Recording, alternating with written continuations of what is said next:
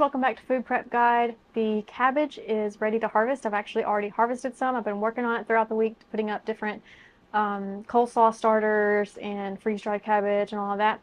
But I was trying to think what I wanted to do with the rest of it, and I decided on sauerkraut. We don't have a video on sauerkraut yet, so I thought I would do a how to make sauerkraut video for you today. Let's head out to the garden and get that cabbage harvested, and we'll bring you back in and get started on making the sauerkraut. Let's go. Welcome to Food Prep Guide. My name is Jordan. I'm a homeschooling mom to 3, living on 3 beautiful acres with my wonderful husband. A health crisis forced our family to change the way we think about food. Unfortunately, it also put us in financial hardship. Thankfully, the solution to both challenges was the same: to live off the land as much as possible. For us, that means growing a garden, preserving the harvest, raising chickens, and cooking from scratch. It's definitely a family affair. And friends, too. Meet Stacy, researcher, author, and lifelong learner. She entered the world of food preservation in the crazy days of 2020. She joined a gleaning co-op, and a local grocer offered her clearance produce in bulk, and so the adventure began. Together, we're reclaiming the old ways of food stewardship and teaching them to the next generation. If there's one thing you should know about us, it's that we love Jesus and seek to steward his blessings wisely. Our table always has room for one more, so y'all come join us. When it comes to making sauerkraut, not all cabbages are created equal. For the best results, you want to choose varieties that are dense and have a high sugar content. The most popular choices are your green cabbages. It's the classic choice for sauerkraut. It's dense, sweet, and it ferments beautifully. We grow and use golden acre cabbage, but Dutch-style cabbages and late flathead cabbages work great as well. As for selecting a cabbage head, for making sauerkraut, whether you're buying it at the store or you've grown it, you want to choose a firm cabbage with tighter leaves and as little blemishes as possible. I've made this sauerkraut using our homegrown cabbage before, and I can tell you that it takes about 4 to 5 pounds to fill a half-gallon jar for sauerkraut, and that's about what this head of cabbage weighs that you see me cleaning here. Of course, the cabbage will reduce significantly as it ferments. Now let's dig into actually making the sauerkraut. This will be a no brine method. The first thing I do is cut the cabbage in half and then core it. So the cores tend to be really tough and they're just too hard. Even though the cabbage does soften during the fermentation process, it doesn't soften that much, and the cores tend to be just too tough. So once I get those cores out, I then go through and remove any leaves that have blemishes on them. This can be dirt, this can be just, spots, this could be a lot of heavy caterpillar chewing, anything like that. And then we just get into shredding it. Now, some people like their sauerkraut chunkier. I like mine nice and diced. A lot of people prefer theirs to be shredded. There's no rhyme or reason to this. I do recommend that it be kind of in smaller cuts, tend to work better. But you can either shred it or dice it like I'm doing here. Both methods work well. Let's talk real quick about the supplies you'll need. Of course, you'll need a jar. It doesn't have to be a half-gallon jar. You can certainly make a quart or even a pint. And then, of course, your cabbage and your salt. This is going to be a no brine recipe, so this is all that we need. A couple of things make this process a little easier, like this tamp, which comes in the kit behind me, which I will show you in greater detail later. It's a fermentation kit, and it comes with everything that you need to make sauerkraut and all sorts of other fermented goodies. So to actually make the sauerkraut, all I do is alternate layers of cabbage and salt. I don't measure the amount of salt that I use. I just sprinkle a little bit over each layer and just kind of eyeball it. It's probably no more than a tablespoon if I had to guess. Although the first bottom layer I tend to do more because that's kind of like where the brine, kind of starts. That's just my reasoning. It's not at all a specific recipe or anything like that. But I don't use as much salt for the future layers. But as you see here, it's just salt cabbage, salt cabbage, salt cabbage, and so on and so forth until the jar is full. You see me pausing to pound down the cabbage after each layer, and this is actually a surprisingly really important step. Not only does this serve to pack in the cabbage because it will shrink during the fermentation process, But it's also important to either pound or massage that salt into the cabbage because it encourages and kind of jumpstarts the process of the cabbage releasing its own water, which then makes its own brine. This being a no brine recipe, it's really, that step is really important. So I'm using the tamp here.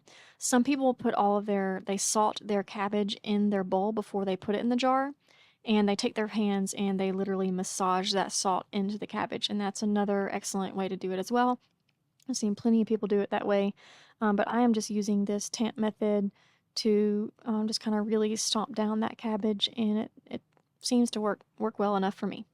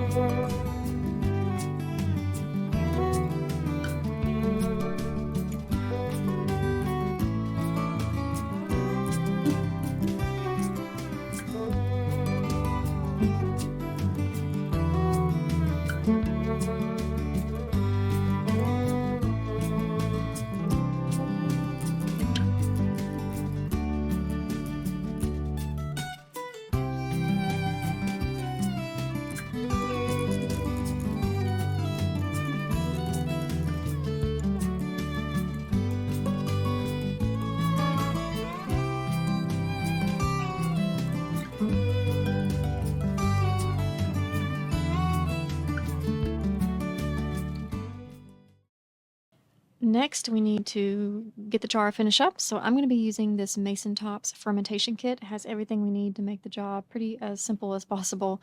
The first thing we need is some sort of weight to keep the cabbage below the brine line. I'm going to be using this Mason Tops glass lid, glass weight. But you can use anything that is clean, sanitary, that will hold down that cabbage below the future brine line. Some people actually use a whole cabbage leaf and kind of tuck the ends down, but this glass weight is just really handy to have. Next, we need to cover the jar somehow. I'm going to be using this fermentation lid that Mason Tops refers to as a pickle pipe.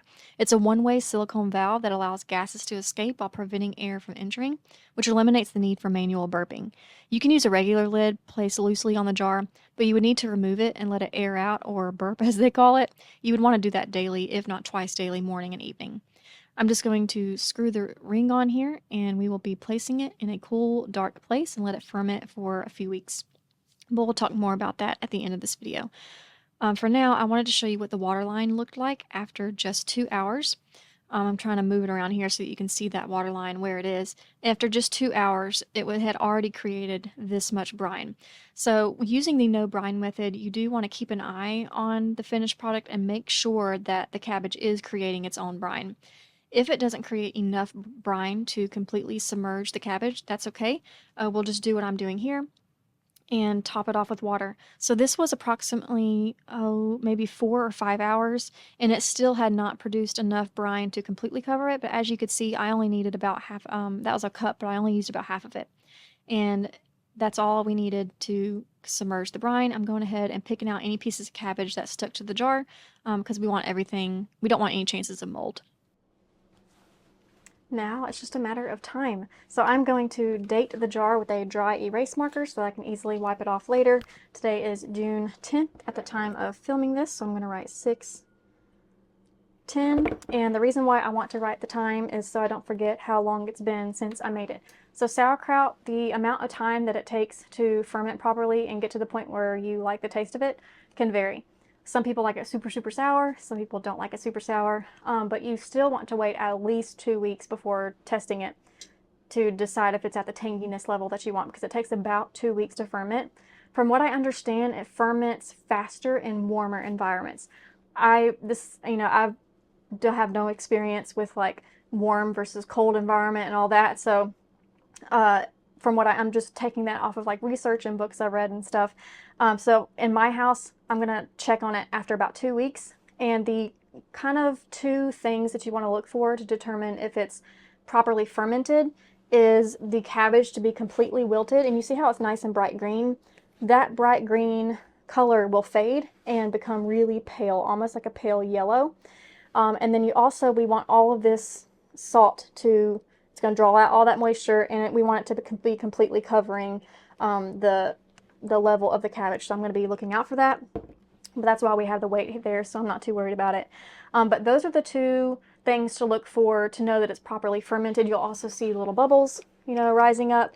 But after the 2 to 3 week period of when it's properly fermented, you can go even longer than that, and that's based on taste. If you like super tangy, let it go a little bit longer. If you don't want it super tangy, go ahead and stop the process then, and you stop the process by moving it into a cool environment.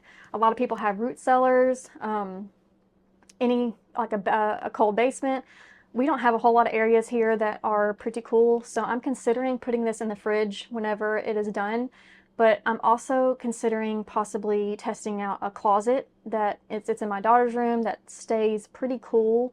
It seems to be cooler than the entire rest of the house. I have stored cured vegetables in there before, so I'm thinking about testing that out this year. I'm not really sure how that's going to go, but we'll see.